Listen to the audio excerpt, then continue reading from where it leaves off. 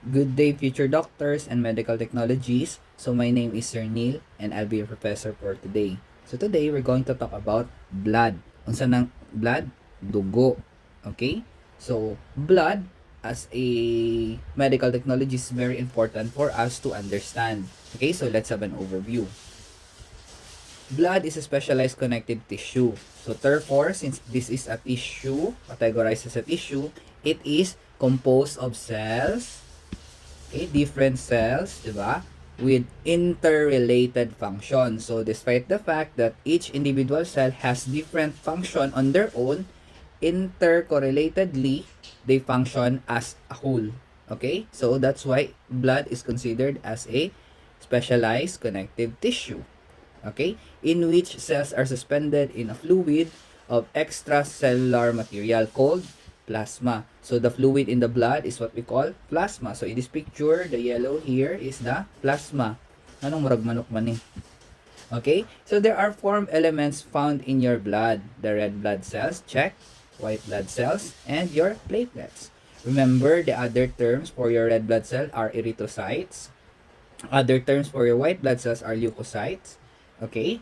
And then, ano pang function ng blood? They are distributing vehicles. So, ibig sabihin, they carry, no? They are transporting oxygen, carbon dioxide, metabolites, hormones, and other substances. Why? Because of this liquid extracellular fluid material. Okay? Na tinatawag nating plasma.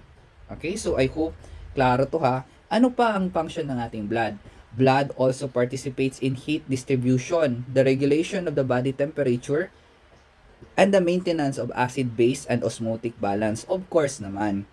Bakit ganon? Because what's inside your blood vessels? Diba blood? Okay? So since yung blood or dugo ang dumadaloy sa ating mga blood vessels, no, they are the ones who will distribute the heat. Okay? And then, ano pa? Leukocytes have diversified functions and are one of the body's chief defenses against infection. So, when we are experiencing infection, be it bacterial, viral, di ba? Or fungal, our white blood cells or leukocytes are the ones who will kill those bad organisms. Okay? So, I think we are all aware na ngayon kung ano ang mga functions ng blood. Okay? But let's talk about the blood components individually. Let's start with your plasma. Okay? So, plasma, no, is always compared to your serum. Okay? The serum. Okay? Plasma versus serum. Okay? So, what is a plasma and what is a serum? A serum is a clotted whole blood. So, when blood has been clot, okay, there is a clot formation, no, the liquid portion here will be called your serum. Okay? So when blood is not clotted, no, yung hindi siya nagtibugol, no, yung fresh talaga siya na pagkakuha, and then i-centrifuge natin, no, hindi siya nagclot, we use anticoagulants, okay? Such as yung makita sa ating EDTA, sa ating citrate tube, yung mga colored tube good natin, okay? So kapag meron tayong anticoagulants, no, the blood will not clot, therefore kapag i-centrifuge natin yan, it will yield the red blood cells on the bottom, and then your plasma. Okay? And what divides the two are your buffy coat. Okay? So, I hope klaro yan siya sa inyo ha. Ang difference ng plasma versus serum. Plasma, unclotted blood. Serum, clotted blood. Plasma, gumamit ka ng anticoagulant. Sa serum, wala. Okay? So, let's check what is the composition of whole blood in a plasma. Okay? So, let's check. Okay. So, in a plasma, gaya na sinabi ko, this is the plasma. Itong sa gitna is separating them is the buffy coat. And then itong buong red na to is your red blood cells. Okay? So, sa plasma natin guys, remember, this is an extra cellular fluid material, di ba? So, extracellular fluid material. So, you're expect to see water, which is 92% by weight. Proteins, which is 7% by weight. Proteins such as albumins, globulins, fibrinogen, regulatory proteins. Okay? Yan yung distribution nila. And then, other solutes, which is 1% by weights. Ano yung other solutes ngayon? You have your electrolytes, no? Electrolytes such as sodium, potassium, magnesium, okay? You also have the nutrients, respiratory gases such as your oxygen, and waste products such as your carbon dioxide. Okay? So, ano naman yung sa red part natin dito, 'di ba? Sabi that is your red blood cell or the erythrocytes. Okay? So, I hope klaro ha, klaro. Ito siya is your plasma. Ito yung ating red blood cell. Yung buffy coat natin, sir, your buffy coat comprises your tadan, your white blood cells. Okay? So, the buffy coat, yung area dyan, yung nasa gitna, are your white blood cells, no? And platelet. Okay? So, buffy coat area, you can see your platelet with a reference range of, ito siya, your leukocytes, no? In general, as a whole, ito yung kanyang reference range. Okay? And then, the percentage of each individual white blood cell. Okay? So, please do memorize the reference range of this white blood cell. Meron akong mnemonic dyan. Meron tayong never let monkey eat banana. Okay? So, neutrophil ang pinakamarami, followed by your lymphocyte, followed by your monocyte, eosinophils, and your basophils. Okay? So, these are the composition of your whole blood. Ano pa, sir? Ano pang pwede nating malaman dyan? Okay? So, we need to check for a table. So, the table there na meron dito are the form elements of the blood. Okay? So, as you can see, the erythrocytes, ito yung kanyang normal value, no, or normal range niya between male and female. Bakit man, sir, magkaiba ang range ng male and female? Obviously, yes po. Magkaiba po talaga yan sila. It's because, based dito sa nakikita natin, males have longer, or no, have more erythrocytes. Okay? However, their composition of their leukocytes are the same. Okay? Bakit mas maraming erythrocytes ang lalaki guys? Because we have bigger muscle mass. And the bigger muscle mass that we have, we needed more blood. Okay? So please remember that. Okay? And then for the platelets, they're all the same. Leukocyte, they're all the same. Please do memorize the reference range that is stipulated in this particular table. Okay? So I hope klaro po siya, no? So let's talk about plasma, particularly the major plasma proteins. For the plasma proteins, guys, no, you have your albumin, globulin, fibrinogen, and regulatory protein. Unsa na sila? Kinsa na sila? Your albumin is a protein that is most abundant in plasma. Okay? It is made in the liver and serves primarily to maintain the osmotic pressure of the blood. Remember, guys, no, if ever na naka-encounter kayo ng patient na yung gihupong, yung nidako ang niburot ang kamot kanang nagtubig-tubig ang tiil ingana, those are albumins. It means that the albumin that is supposed to be situated inside the blood vessels, no, nag-ooze out or lumabas siya sa blood vessels and nag-deposit sa tissue. Okay? So I hope you understand. Remember, guys, no, albumin is a big protein. Now once na maka-pass through sa inyong blood vessels and infiltrate the tissue, it will stay there. Okay? So, yan po yun. But, there are some certain diseases lang yun or certain situations na po to siya may tabo. Okay? Let's say, for example, nagkaroon ka ng diabetes, gubain mong kidney, ingana. So, ibig sabihin, there's a big chance na magkaroon ng albumin, kanang mahupong ka. Okay? Ano pa? You have your globulins, no? The alpha globulins and then the beta globulins. They are also synthesized or made by the liver and other cells. This includes your transferrin, okay, and other transport factors such as your fibronectin, prothrombin, and other coagulation factors. So, sir, ibig sabihin, yung mga coagulation factors natin that induce clot formation or yung parang para magkaroon ng let's say masugatan ka, magkaroon ng clot formation para matabunan yung sugat is also made by the liver. Yes po, yung ating clotting factors or coagulation factors are made or synthesized by the liver. Okay, so please do understand. Ano pa? Lipoproteins are also synthesized by the liver and other proteins that are entering the blood from the tissues. Okay, so I hope klaro to ha, klaro. These are plasma. Okay. Let's talk about your gamma globulins, no? Your gamma globulins are your immunoglobulins, no? They are the antibodies secreted by your plasma cells. Don't worry, you'll know about plasma cells in a while, okay? So tandaan, yung ating mga IgM, IgG, those are your immunoglobulins po, okay? They are your antibodies, no? 5 yan sila. Meron tayong M, G, A, E, and D, okay? Fibrinogen is the largest plasma protein. Is also made by the liver. Grabe naman tong liver natin, no? Masyadong masipag, masyadong maraming ginagawa. Unya, magpalahubog ra ka, gubaon na rin mong atay. So let's be healthy, guys. Okay? So let's be kind to our liver kasi siya ang gumagawa ng majority ng natin, plasma proteins eh. Okay? Remember then that the fibrinogen is made by the liver, na to which during clotting, no, it polymerizes as an insoluble cross-linked fibers of fibrin that blocks blood loss from small vessels. Ibig sabihin, guys, pasabot ana, kapag merong tear, no, yung sugat, kasi may sugat dyan, no, the fibrinogen, no, along with your clotting factors, no, will make a fibrin or a cross-link of fibers of fibrin, no. Yan, tatabunan niya yung sugat. Bakit?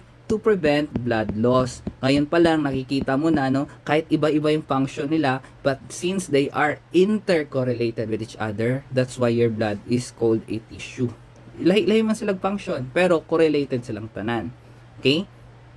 So, and then next dito sa ating fibrinogen, we have your complement proteins. This is a system of factors important in the inflammation and destruction of your microorganisms. Gaya na nabanggit or nalaman ninyo, no, your WBCs are not your only soldiers there. No, marami tayong lines of defense, no. You have your gamma globulins, your immunoglobulins, you have your complement proteins.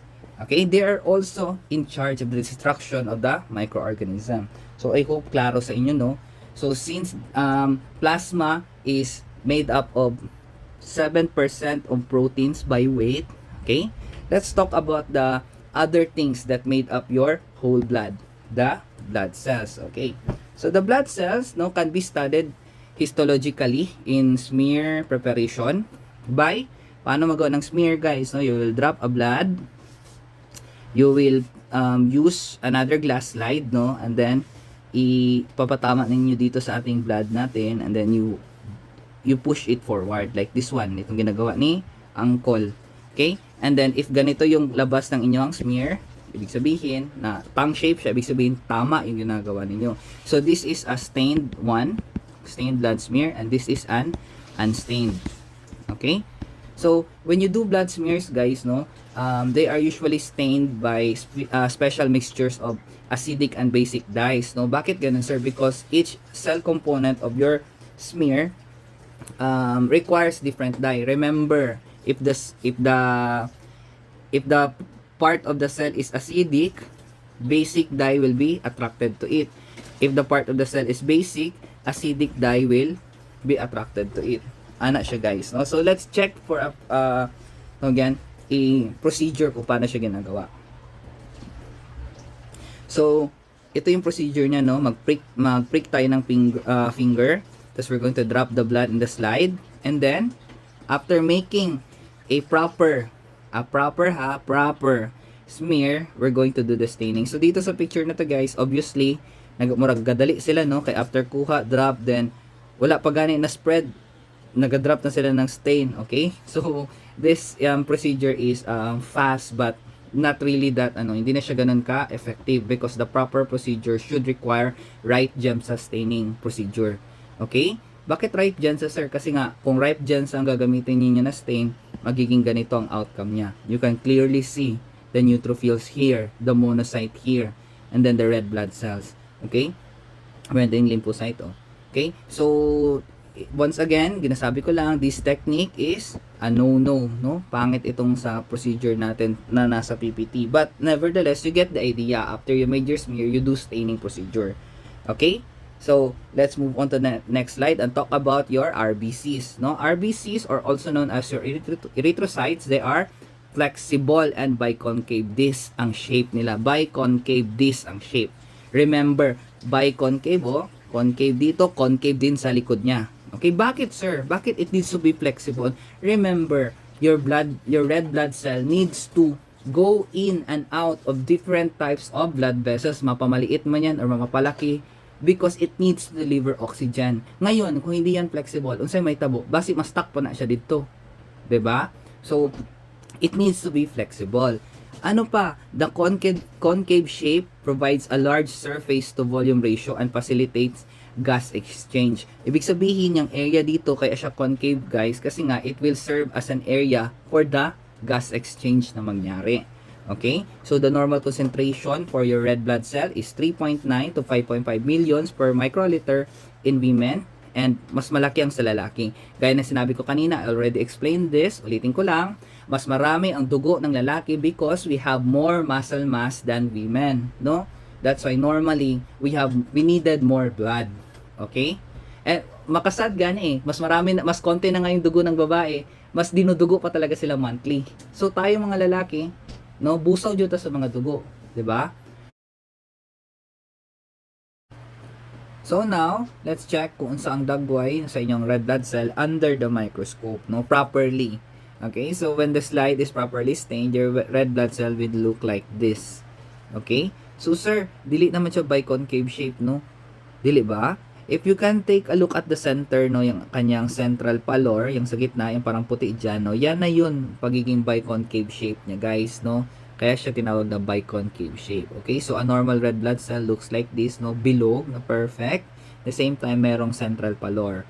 Okay, yung mga tinuro ng arrows dyan, those are all your red blood cells. Okay, so I hope klaro ha ang itsura ng inyong red blood cell. Let's take a look at the surface ng inyong red blood cell. Okay, so your red blood cell have, okay, meron siyang lipid bilayer din. Okay, meron siyang lipid bilayer like all of our cells, no? Meron siyang mga receptors po. Yan. Okay? Those receptors enables the red blood cells to interact with each other. Okay? So I hope klaro ha. So please do familiarize yourself or understand that your red blood cells is meron din silang lipid bilayer like the cells in your body. Okay? So ano pa? Your red blood cells lacks all organelles, no, but is densely filled with hemoglobin. Bakit man, sir? Bakit wala siyang mitochondria? Wala siyang nucleus? It's because since the red blood cells main purpose is to carry oxygen, no, carry hemoglobin, hindi niya kailangan ng mitochondria. Hindi niya kailangan ng nucleus. Okay? So, ibig sabihin, guys, yung cells ng body natin, they adapt depende sa kung ano yung function niya.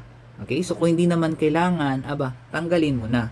Okay? So, they are tetrameric, no, oxygen carrying protein. Okay? So, yung hemoglobin natin, they are tetrameric, no, oxygen carrying protein. So, this is the protein that carries the oxygen. So, the hemoglobin, no, densely populates your red blood cell. Okay? Remember also that since it lacks all organelles, no, your RBC lacks all organelles, no, it also lacks mitochondria, and your erythrocyte rely mainly on anaerobic glycolysis for their minimal energy needs. Okay? Anaerobic glycolysis. So, ibig sabihin, since anaerobic glycolysis, hindi niya na talaga need ng mitochondria. It also lacks nuclei. They cannot replace defective proteins. No? That's why when your RBC is defective, guys, no, it will be destroyed, okay, by a certain organ. Okay? I hope naintindihan ha. So, yan yung ano ng RBC natin. That's why importante ang RBC to lack those things because it needs to be flexible. Okay? And then, ano pa? Ulit-ulit, no? It completely filled with oxygen carrying protein na hemoglobin. Okay? So, I hope klaro po yan. Okay? So, let's move on sa next type ng blood cells natin, which are your leukocytes. Okay? The WBC. Remember that your WBC is divided into two.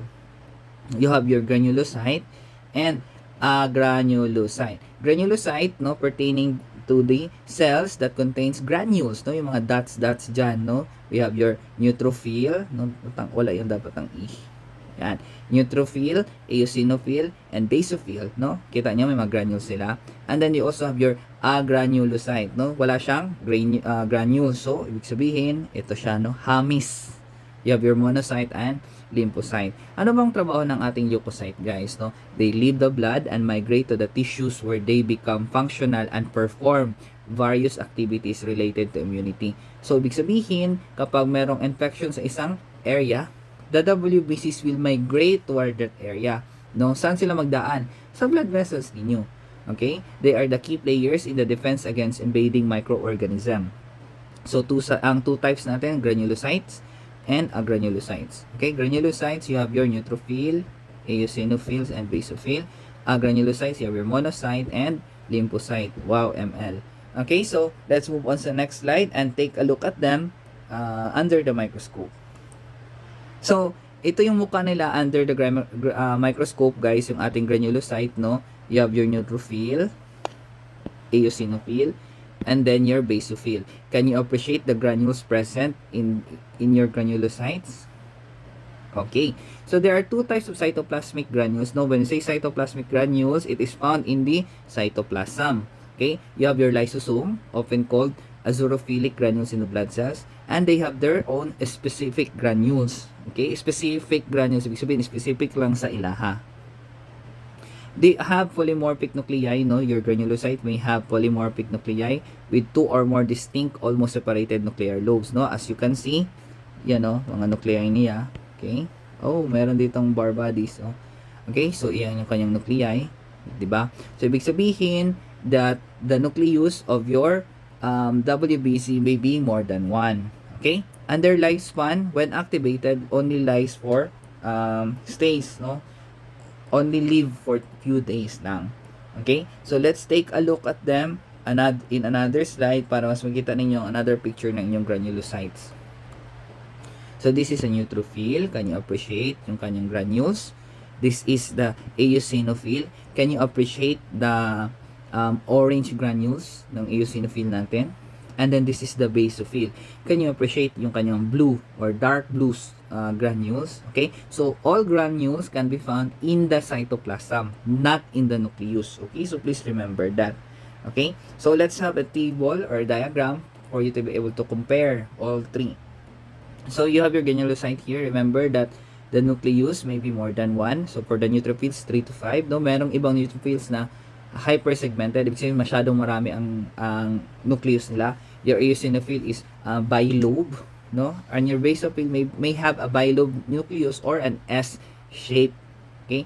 For their specific granules, guys, no? Ang sa neutrophil, they have pink to light pink. Okay? Ang EO, they have red to dark pink. And the basophil, they have dark blue to purple. Okay?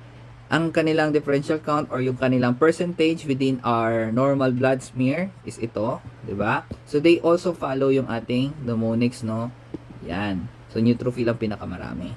Okay? Basophil ang pinakakonti. As you can see, 0 to 0.75%. That's why ayaw kaguol if sa imong slide, wala ka makita na basophil. Okay? For their lifespan, guys, no? Lifespan. Okay? So, tignan nyo naman ang lifespan nila. For the neutrophils, you only live for 1 to 4 days. Eosinophils, 1 to 2 weeks. In the bloodstream na siya, ha? And then the basophils, several months. Okay? Kung sino pa yung pinaka hindi masyado makita, yun pa yung matagal mabuhay. No? Ito yung kanilang major function. So, understand the functions of each granulocyte. Your neutrophil kill and phagocytose your bacteria. Ibig sabihin, gina-engulf niya. Eosinophil is involved in parasitic infection, no? It kill helminthic and other parasite. It modulate in the local inflammation as well. And then the basophil is modulate inflammation and release histamine during allergy. So, basophils, sir, are capable of releasing histamine? Yes po. That's why you can see basophil sa extreme allergic reactions po. Okay? So, I hope na-differentiate natin yung tatlo. Hindi kayo mawala sa itsura nila. So, let's have a review. What is the color of the granules of the neutrophil? Faint to light pink. Eosinophil, red to dark pink or minsan orange pa gani. The basophil are dark blue, purple or minsan gani super dark blue. Okay? Saan located ang kanang granules? Sa cytoplasm.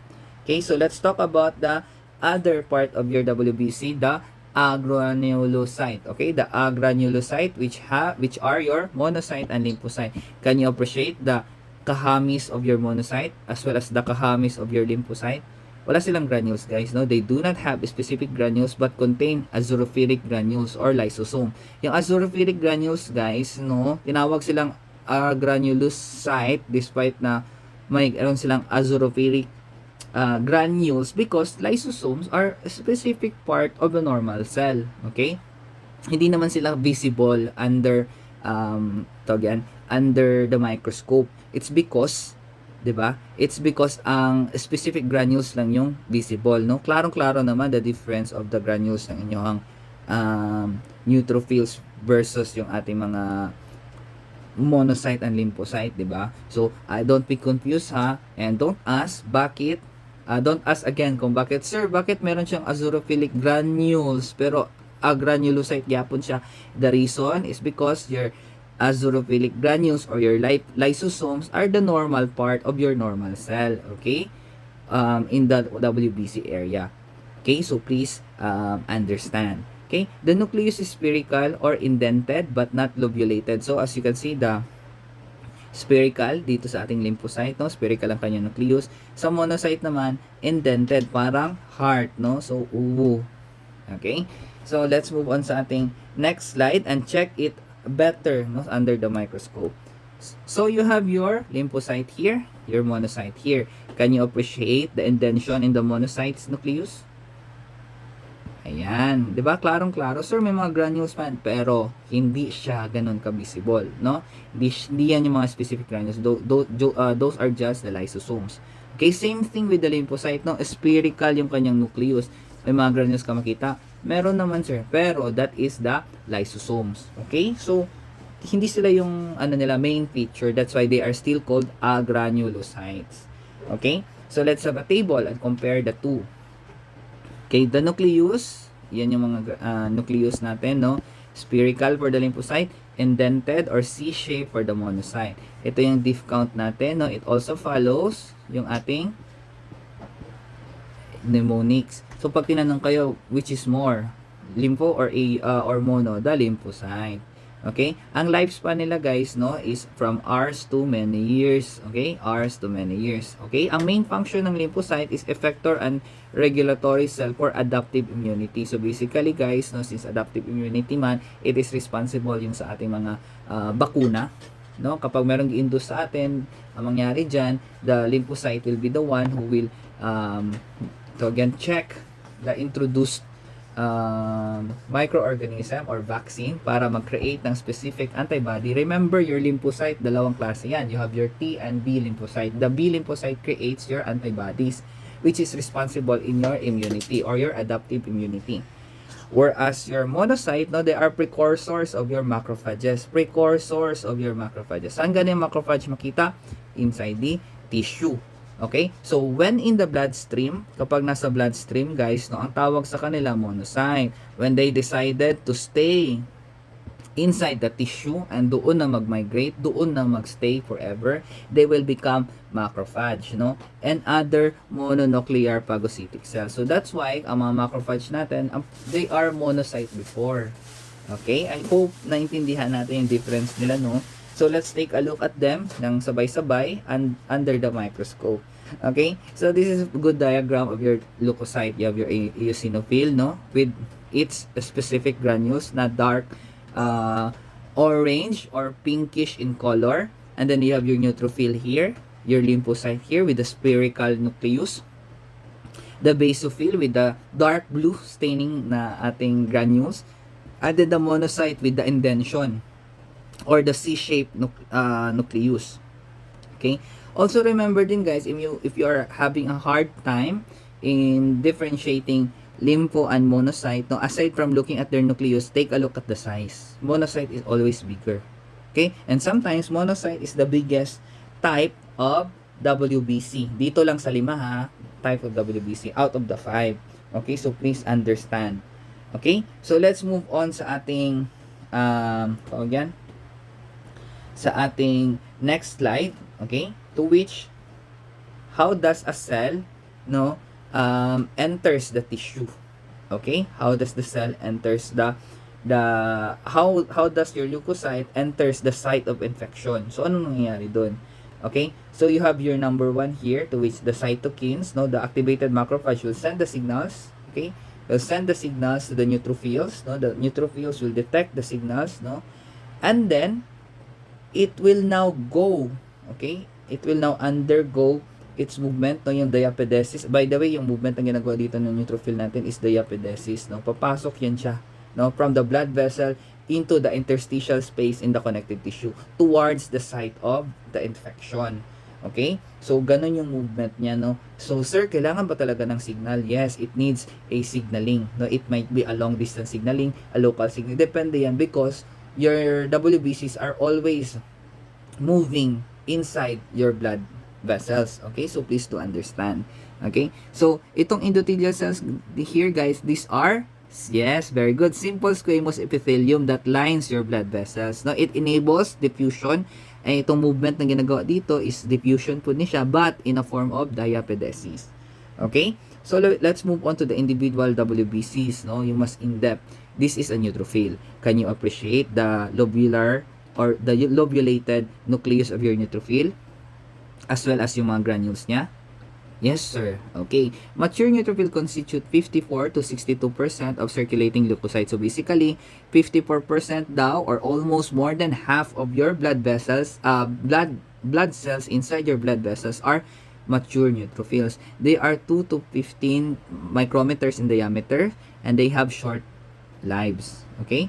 The half life of 6 to 8 hours lang in the blood and lifespan of 1 to 14 days in the connective tissue. Okay? So please do remember yung ating neutrophil. Ano pa? They are polymorphonuclear leukocytes. So that's why yung ating neutrophils, guys, no, they do not look the same. Okay? One neutrophil may look different from another neutrophil and another will look different from another neutrophil. It's because of their pagiging polymorphonuclear. Lahi-lahi ang shapes nilang nucleus. That's why, sabi nila, kapag merong cell, dili nimo makategorize, dili siya lymphocyte, dili siya monocyte, pero kakabalo kung unsa, yung nga na yung nawong, neutrophil na. Okay? Nga na lang guys, no? So, these are your segmented neutrophils. So, this is the nucleus. Okay? So, yan siya. And then, meron tayong tinatawag na band cell, no? Band cell are immature granular cells, no, or granulocytes, no. So yung ating band cell, guys, magiging mature yan sila, no. Meron siyang 3 routes. It's either maging neutrophil, maging eosinophil, or maging basophil. So dili ka sure. Okay? But yung band cell is there because it indicates that there is a depletion of your mature white blood cells. Okay? So, since there is a depletion of mature white blood cells, the bone marrow now will be forced to secrete immature cells in the body, such as in the form of your band cell. Kasi nga, depleted naman yung ating immune system, inyong white blood cell. Kailan nangyayari yun? Kapag merong mga extreme infection. Okay? So, let's see how does your neutrophil fight for you. Active phagocytes of neutrophils, the active phagocytes of bacteria and other small particles are usually the first leukocyte to arrive the site of infection. Remember that your neutrophil is able to do this thing, no, yung tawag natin na diapedesis, di ba? And they can phagocytize or eat or engulf yung ating mga bacteria, like this one. Okay?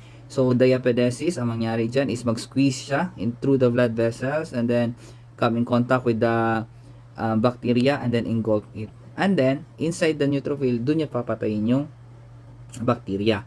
Okay? So, ano pang meron dito? The release of polypeptide chemokines that attract other leukocytes and cytokines that direct the activities of these and local cells of the tissue. So, basically, guys, no, since your neutrophil needed some stimulus or signals, no, meron tayong tinatawag na mga chemokines that are being released, no, kapag merong makakita, let's say, for example, may nakapansin na, may bacteria dun, chemokines will be released and that chemotactic factors, no, or chemotactic signals will attract the neutrophil to that site, no, to the site of that infection. Okay? And also remember that important lipid mediators of inflammation are also released from neutrophils. Okay? That's why sila yung pinakauna sa site. Therefore, sila rin yung pinakauna na mag-release ng mediators of inflammation. Okay? So, please do understand. And then, let's move on sa black and white picture ng ating neutrophil. So, this is the black and white picture of your neutrophil. Okay?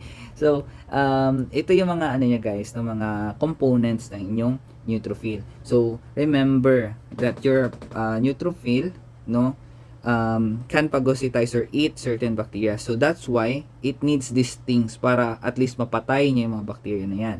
Okay? Meron siyang cytoplasmic granules. The azurophilic primary granules resemble lysosomes as large dense vesicles and have a major role in both killing and degrading engulfed microorganism.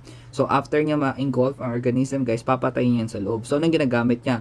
Yung kanyang myeloperoxidase, the lysozyme, and then yung kanyang defensins. Okay? So please do understand and correlate this with your Honkera na book. Ano pa, sir? yan yung kanyang primary granules, no? Azurophilic primary granules. Yung kanyang specific naman na secondary granules, no? They are smaller and less dense, and then they stain faintly pink. These are your collagenases and bactericidal proteins. Okay, bactericidal. So, ibig sabihin, your neutrophil is effective against bacteria. Okay, that's why it is able to kill multiple bacteria. Okay, sa viral, sir, it may try, but hindi siya ganun ka-effective. Merong mas another WBC na mas effective to the viral infection. Okay, so let's talk about the next leukocyte, the eosinophil. Okay, only 1% to 3% of the leukocyte is your eosinophil. They are bilobe. And can you appreciate the abundance of large acidophilic specific granules, no? Yan, no? Yung parang mga dot dyan. And then, they are typically stained pink or red. Pero para sa akin, minsan orange sila. Okay? Pero ang main, talaga, distinguishing characteristic ng eosinophil nyo is yung kanyang granules talaga. And then, yung pagiging bilobe niya. Okay? So, let's take a look. Ano pang ginagawa ng eosinophil? They have modulate inflammatory response by releasing chemokines, no? Chemokines, bahala kayo paano nyo pronounce, cytokines, and lipid mediators, no? Basically, they are also in charge in inflammatory response, and they are increased during helminthic infections. Helminthics, guys, no? These are your mga nematodes, no? Mga Ascaris lumbricoides, no? Parasitic infection. And aside from that, they are also increased during allergic reaction. Bakit, sir? It's because they are attracted to that. They are, yun sila yung mas effective dyan. Okay? The neutrophil may try, but the eosinophil will be the most effective. Okay? For the specific granules, no, meron siyang tinatawag na MVP, the major basic proteins. No? These are arginine-rich factor and act to kill parasitic worms or helminths. Okay? Yan yung kanyang specific granules. Okay? So, let's take a look at the basophils. Kung kanina, your eosinophil has some response to inflammatory, no? Your basophil now is less than 1% of the blood leukocyte. However, it is the major, no? Major yung nag-response, no, when it comes to extreme allergic reaction. Okay? Bakit man, sir? Because it releases histamine. Ano pa? Eosinophil chemotactic factor. Kapag nandiyan na sa site yung basophil, tatawag pa yan siya ng maraming eosinophil. Why so? Because your eosinophil also have that inflammatory response, di ba? Na kaya niyang mag-modulate. So, tatawagin, mag-recruit na naman yung basophil natin na marami pang eosinophil para yung inflammation will be relieved. Okay? So, that's why kapag merong basophil, no, sa blood smear, sometimes, most of the time, meron din yan siyang accompanying eosinophil. Okay? Pero sir, pwede bang eosinophil ang makita walang basophil? Yes po. Pero kapag meron kang nakitang basophil, no, always yan, meron kasamang eosinophil. Okay? I hope naintindihan ha. Ano pa? It has that platelet activating factor and the phospholipase A. Okay? Yung specific granules nito kay stained purple with the basic dye of blood smears and are fewer, larger, and more irregularly shaped. So, ibig sabihin yung mga granules niya yan, yung mga dark blue, minsan, naidako, naigamay, nga na siya, guys, no? So, ang nucleus niya is bilobe po. Okay? Divided in two irregular lobes. Okay? Bilobe po na inyong basophil. Okay, ano pang ginagawa ng basophil natin? It migrates to connective tissue and supplement to the functions of your mast cell. Later, you'll know about mast cell. Okay? They have metachromatic granules containing heparin and histamine and have surface receptors for the immunoglobulins. Okay? Ano ganang immunoglobulins natin? Your antibodies. And secrete the granular components in response to certain antigens and allergens. Okay? When say antigens, no? Anything that enters the body na foreign. Okay? That can induce immune response. Yun ang ating antigen. Okay? So, let's talk about yung ating tinatawag na lymphocytes. The lymphocytes are the most numerous type of granulocyte, ha. Remember, sa agranulocyte, mas marami ang lymphocyte. Pero sa leukocyte as a whole, ang pinakamarami is your neutrophil. They are the smallest leukocyte. Okay? They have spherical nuclei and highly condensed chromatin. Okay? Can you appreciate how spherical the nucleus of this lymphocyte? how big it is, and how it covers, or again, it envelops the entire cytoplasm of your lymphocyte, 'di ba? Napakalaki. So yan yung main distinguishing factor na malaman mo na ay lymphocyte to, kasi nga yung nucleus niya sobrang laki. Halos 3/4 na ng cytoplasm is ma-occupy niya. Okay?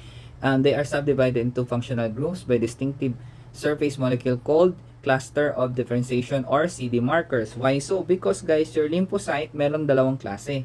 The B cell, no, the B lymphocyte, and then the T lymphocyte. Okay?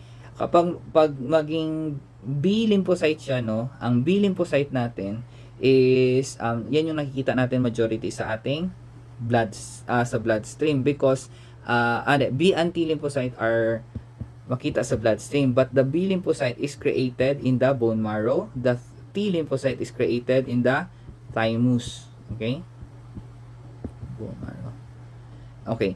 So, kapag maging B lymphocyte siya guys, no, it will become a plasma cell that which creates your antibodies. And then kapag maging T lymphocyte naman siya, it will become two distinct type of T lymphocyte. It may become a helper T lymphocyte or a cytotoxic T lymphocyte. Okay? Yung cluster differentiation ngayon, ito yung mga distinctive surface molecules na present sa particular na lymphocyte natin. Okay? So, sige lang, you'll know. Okay? So, let's take a look at the next slide. For the next slide, you have your B lymphocyte here. Gaya na sinabi ko, magiging plasma cell, and then will release your antibodies. Kapag ang lymphocyte naman, no, let's say galing sa thymus, no, it is a T lymphocyte. So ang two path na gustong pwedeng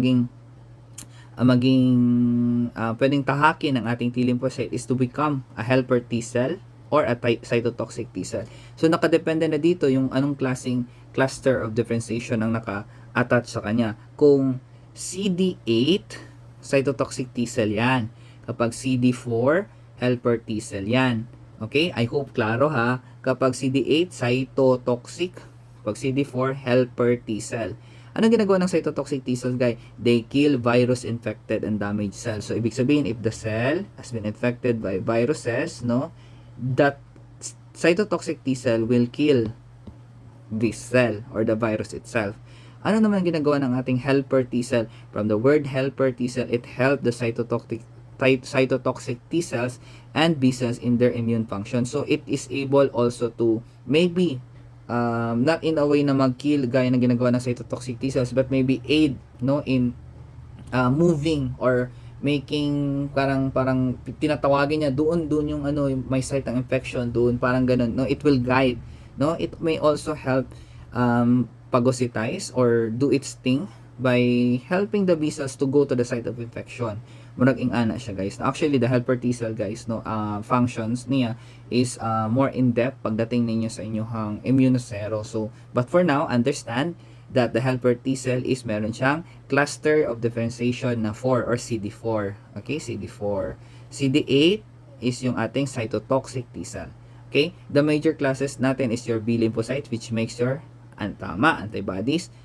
The helper T cell, no, yung merong CD4. Cytotoxic T cells, no, yung ating CD8, and then the natural killer cells. Okay, the natural killer cells, yung pag talaga cancer cells na yung ating kalaban na talaga dyan, no, natural killer cells are the best ones to attack that particular damage or corrupted cells na yan. Okay, and if I may add, your helper T lymphocytes or helper T cells, no, kay hindi sila useless, no, na parang nagatawag lang. Aside from that, na naga-aid sila na tawagin yung mga other cells sa site ng infection, they also fight. Okay, they also fight. And actually, kapag meron kang AIDS, no, yung ito, or HIV virus that will lead to AIDS, no, yung HIV virus, ang main tina-target niya is your T lymphocyte. Okay? T lymphocyte. Okay? I hope klaro ha. Since ang main tina-target ng HIV virus is your T lymphocyte, no, meron siyang CD4.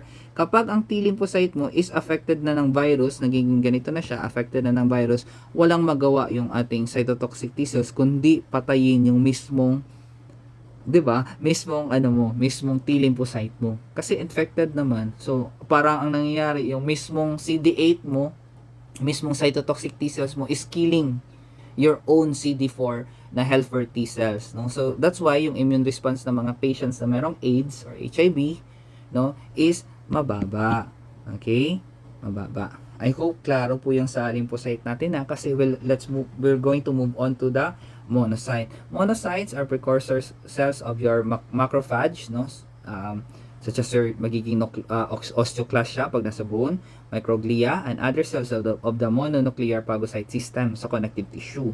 Okay? They are also antigen presenting cells. So, ibig sabihin, kapag meron sila makita ng mga antigens inside the tissue, kasi nasa tissue sila, they will be the ones who will call for backup and then present it to the different ito yung kalaban, ito yung ano. So they will call for backup, then the neutrophils will go inside that tissue, 'di ba? Through the blood vessels, through the process of diapedesis. So basically, sir, your monocyte will be the one who will make the chemotactic response. Yeah, maybe. No, they will call, no, for other leukocyte to the site of infection. Kasi sila man yung nasa place kung saan sila yung nakalagay sa tissue natin. Okay? So, anong palatandaan natin dito? Your monocytes, the nucleus is large and usually distinctly indented. Okay? Or C-shape. The chromatin is less condensed than lymphocyte. Cytoplasm is basophilic and contains many small lysosomes or azurophilic granules. Okay? So, I hope klaro itong main ng ating monocyte, no? Okay? So, the monocyte, no, aside sa blood stain, no, kapag nasa tissue na sila, they will become macrophage. Ang function nila as macrophage, they are antigen presenting cells. So, sir, ang macrophage din ba kapag nasa tissue can also engulf microorganisms? Yes po. That's why tawag sa kanila mononuclear phagocyte system. Okay? They can also aside sa antigen presenting cell, they are also capable of phagocytosis. Okay? So let's talk about the next cell, which is not part of your leukocyte, no, but also part of your blood cell, the thrombocyte or your platelet. Yan. Okay? They are small, non-nucleated kasi hindi na kailangan ng nucleus. Membrane-bound cell fragments only. So, remember, they are membrane-bound cell fragments only. They are 2 to 4 micrometers in diameter. They originate by separation from the ends of the cytoplasmic process extending from a giant, polypoid bone marrow cell called megakaryocyte. So remember this one, as you can see, membrane-bound cell fragments. So ibig sabihin, they are only fragments of your megakaryocyte. Okay? Megakaryocyte. Generally, discoid with a very tight, lightly stained peripheral. So actually guys, no, kanang sa blood smear, kanang mga hugaw-hugaw dira, paggamay, mga platelets na sila. Okay, sige lang, I will show you pictures so that you can understand what I'm trying to say. Okay, but understand that they are fragments from your megakaryocyte. So basically guys, let's say this is your mega, di ba? Mega means malaki. Megakaryocyte, no? Kapag once na mag-shed yan siya, no? Yung mga ma-fall out dyan, yung mga ma-shed dyan, yan na yung mga platelets. Okay? Yan na yung mga platelets. Okay, I hope klaro po ha, klaro po. So let's move on and check the platelet under the microscope. Okay, so generally they are genodiscoid with a ito yung sinabi kanina, no? The hyalomere and a dark staining central zone containing granules called granulomere. So meron siyang hyalomere, ito, that contains the granulomere. Okay, so basically kaning mga hugaw-hugaw na ni kani sila kana mo na ang platelet. Okay, so please understand. Sometimes gani guys, no, kapag merong pangit ang pag-stain ka ng hugaw, matakpan ng platelet, hindi makita. Okay, so please do understand. So let's take a look at the granules present in your platelet. Okay, so in your platelet, meron tayong mga granules, your delta granules, your alpha granules. Okay, the delta granules contain your ADP, ATP, and serotonin. For the alpha granules will contain your PDGF, platelet factor 4, and other platelet specific factor.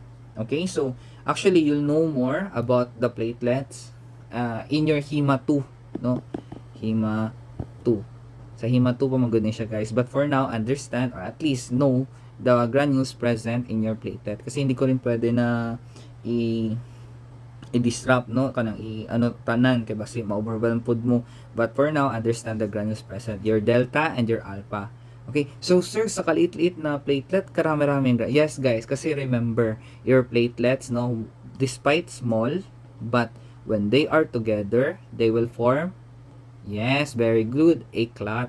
Okay, they will form clot to cover whatever is damage in the body. Okay? Kaya nga sabi nila small but terrible, di ba? Okay?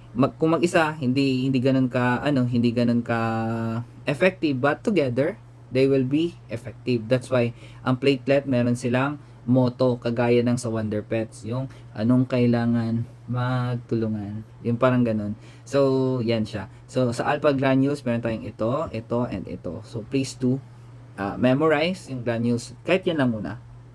Okay? So, isa sa mga functions niya, no, is yung primary aggregation, no. Here involves in disruptions in the microvascular endothelium. So, let's say, for example, merong sugat, no, merong sugat sa blood vessel natin. Mangyayari dyan, the platelets will aggregate. Okay? Allow the platelet glycocalyx to adhere to the collagen. The platelet plug, okay? Ito na yun. Diba, merong, let's say for example, merong sugat. Diba, yan, nagsugat. Naglabas yung dugo. No? A platelet plug will be formed. No? Yan, madaming platelet yung sasama-sama. Okay? Just to stop or just to cover yung sugat natin. Ang tawag dyan is yung platelet plug. Is formed as a first step to stop bleeding. That's why pamasugatan tayo, guys, no? Pansin nyo, after a while, mag-stop ang bleeding. Oh, it's because of your platelet. Tapos kita kay kanang murag, instead na pagaling na kay tanggalan gyapon nato ang murag skin na nabuo, o yung clot na yung fibrin mesh na nabuo, no, murag mga murag mga hudas kaayot nga na. So it takes time para maka-form ng platelet plug. Okay? So maraming process yan, guys, ma-overwhelm mo pag abot yun sa hima. Okay? Aside from that primary aggregation, the platelet will do secondary aggregation. Platelets in the plug, no, after nila ma-cover yung, let's say ito yung butas, no, after nila ma-cover yung area ng ating platelet plug, okay, ito, yan, after nila ma-cover, no, yung ating platelet plug, no, they will release a specific adhesive glycoprotein and ADP, so para mas maging enhance pa yung pagka-plug nila, okay, and then they will also recruit more platelets, okay, in that area to induce further platelet aggregation and increase the size of the platelet plug. Okay? So, let's say, for example, dito yung sugat natin, the platelets will join together, magsasama-sama sila, and then they will release, ito, let's say, may initial na-release dito, meron ng initial na group of platelets here, they will release granules to recruit more platelet. Okay? Yan yung nangyayari dyan. That is the secondary aggregation. And then, ang sunod is the blood coagulation, no? Okay, so during the platelet aggregation, no, kapag naka-recruit na sila, ganito na ang nangyayari. Fibrinogen from plasma, the von Willebrand's factor and other proteins released from the damaged endothelium. So yung endothelium natin, no, we release the tissue factor to activate ngayon yung ating coagulation system. Platelet factor 4 from the platelet granules promote sequential interaction or the cascade of plasma protein giving rise to a fibrin. So basically, guys, no, yung mismong plug na na-form, 'di ba? Dito sa endothelium na nandiyan na malapit, okay? Alam niyo naman endothelium, no? It is the simple squamous epithelium ng ating blood vessel. It will release a tissue factor na kung saan it will undergo cascade na ang end product niya is fibrin. Okay, the fibrin now will cover this one. Okay? Ayan, ito yung fibrin na ma-cover. Okay? So, after that, after maka-form na ng cover, no, there will become a clot retraction. The clot that initially bulge into the blood vessels, lumen contracts and slightly because of the interaction of the platelet, actin, and myosin. So, ibig sabihin, yung ating na-form na plug, para hindi siya makatrap ng mga blood cells, ng mga neutrophil na it will contract. Okay? It will magbaba siya slightly. Okay? And then yung plug na nandyan, hindi naman siya forever na nandyan eh. No? The clot will be removed. Okay? Protected by the clot, the endothelium surrounding tonic are restored by a new tissue, and then the clot is removed. Okay? And dissolved by a proteolytic enzyme called plasmin. Okay? So basically, guys, no, it will